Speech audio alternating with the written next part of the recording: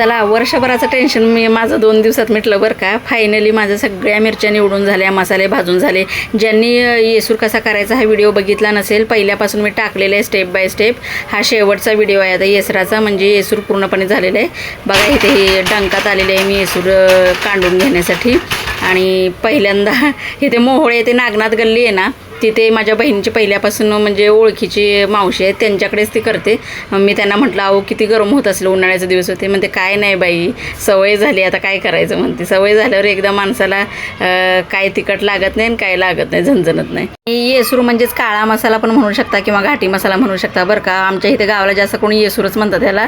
आणि मी 3 किलोच्या मिरच्या केलेल्या, एक साधी नुसती हिरवी लाल चटणी आणि येसूर म्हणजे त्याच्या सगळे मसाले टाकले जातात. 1 किलो त्याची केली आणि 1 किलो फक्त रंगाची केली. बघा मिरच्या दिसताना तर एवढ्या होत्या आणि शेवटी बघा 3 पिशव्या केवढ्या झाल्या. चला सबस्क्राईब करा किंवा चॅनलला.